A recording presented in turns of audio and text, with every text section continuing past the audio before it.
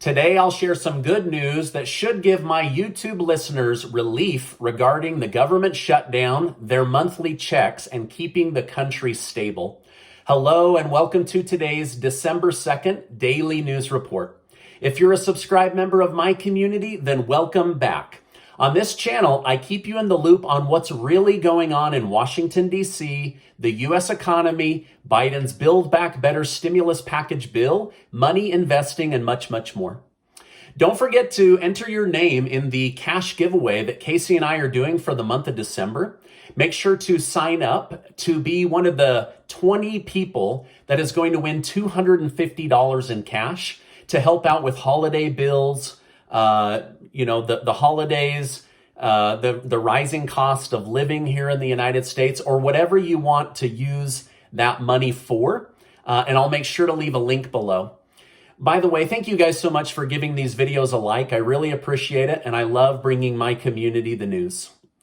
Okay, now Senate Minority Leader Mitch McConnell has announced that the Senate has come to an agreement on keeping the U.S. government funded and avoiding a government shutdown. A continuing resolution bill still needs to be voted on in the next few days to ensure this passes, but upon passing, this will ensure that Social Security checks, SSI, SSDI, military, as well as veterans get their monthly payments into their bank accounts. The United States will also be able to make good on their bills and the interest payments owed on our $28 trillion of national debt. For investors, this means the big drop in the stock market and housing market have been averted. However, this doesn't mean that we won't have an impact of higher inflation down the road because our government has to continue printing money in order to keep the doors open. Now, a simple majority vote is needed from both houses of Congress in order to get this bill signed on President Biden's desk.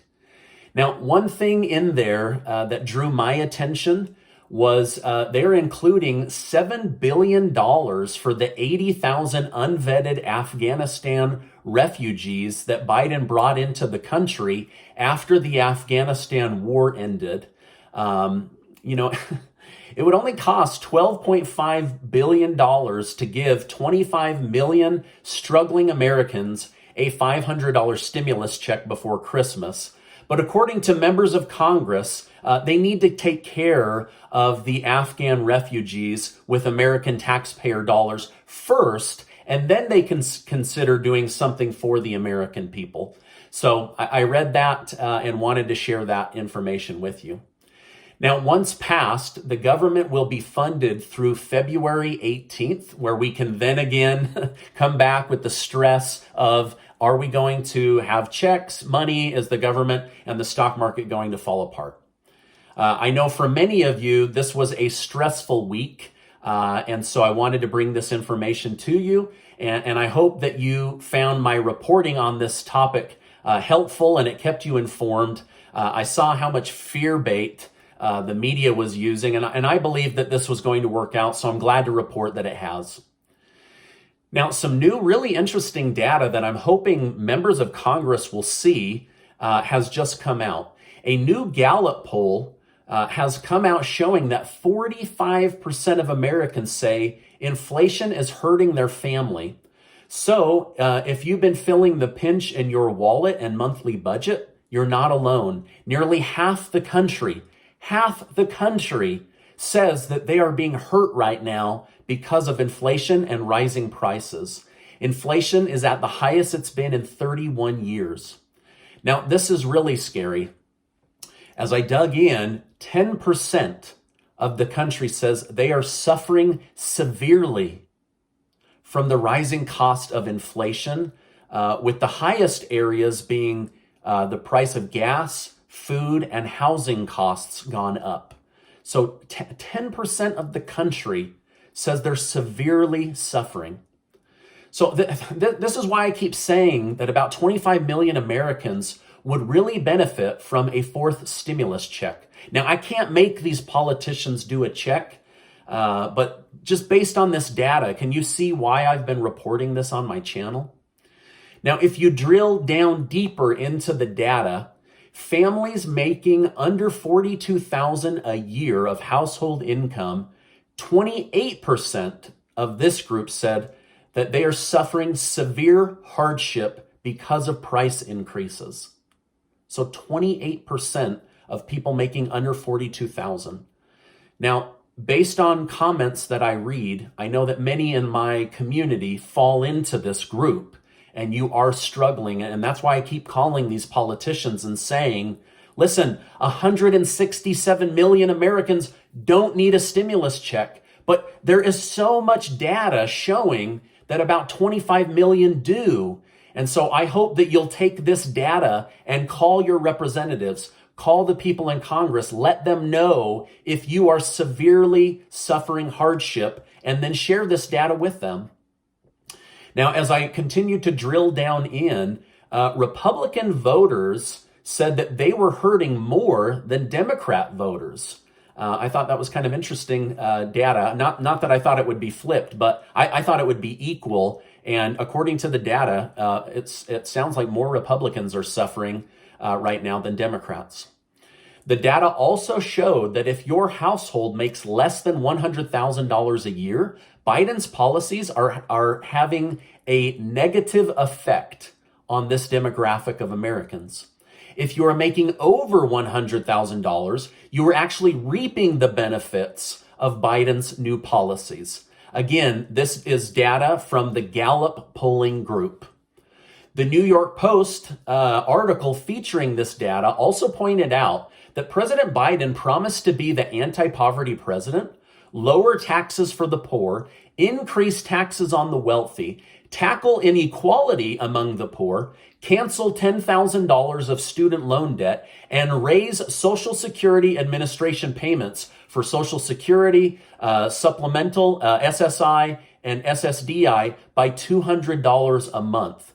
But so far, according to this article from the New York Post, all the data shows that President Biden has done the opposite of these promises. Now, again, he still has just over 3 years to complete these, but while so many people are struggling, I know that many of you would benefit from these policies being signed into law. But again, this is coming from the New York Post. New data also shows that millions of Americans are saying they are now realizing they need to make life changes that remove their dependence on the government. Whether that is to go back to work, get a higher paying job, start a business, or be better with the money you do make, this millions and millions of Americans are saying they no longer want to rely on the United States government for help. 2 more staff members working for Vice President Kamala Harris have announced they will be leaving her office. They said it was for personal reasons and to pursue other areas of interest that would improve their career. Democrat Representative Peter DeFazio announced he will not run for office in 2022. This is the 19th Democrat to announce they will not seek re-election next year in 2022. Former New York Mayor and billionaire Michael Bloomberg announced he will donate $750 million over the next 5 years to support and bolster charter schools. It is expected that his generous contribution will positively affect 150,000 children. Trending in the news, actor Alec Baldwin and his lawyers are now saying he never pulled the trigger on the set of the movie Rust that killed that woman. He is saying the gun must have gone off on its own and that he did not kill her. Also, a big case in the news is with actor Jesse Smollett, where the actor is being accused of faking a hate crime in order to bolster his acting career. So far in this trial, multiple witnesses have testified that Mr. Smollett paid them to fake an attack. They all testified under oath that he had paid them to fake this hate crime. With the government shutdown crisis handled, politicians could start working on Biden's Build Back Better stimulus package bill as soon as this evening. Senator Sanders and Manchin both said they want to make changes to the bill.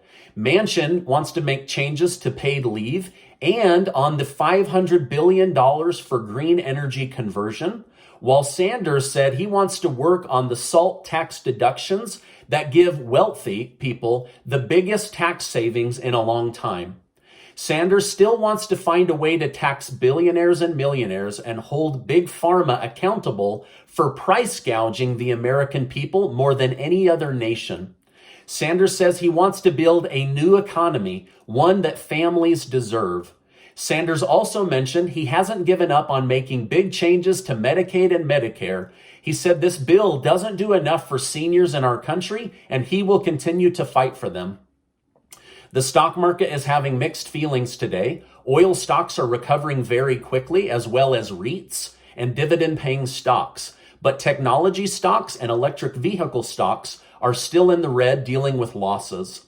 The passage of the government funding should see the stock market perk up over the next couple of days. This is my update for today. As I know more, I will definitely come on and share more. Now, before you go, do make sure to get your name entered to be one of the 20 people that win $250 in cash. I wanted to let my community know I'm still negotiating with a few key video sponsors so I can try and give away even more money. This giveaway will end on the 20th, not at the end of the month. I want to get winners money before the holiday and before too much time passes, because I know a lot of people are struggling right now. Now, before you go, I just want to remind you that you are amazing. I appreciate you being in my community, and I'll see you on the next video.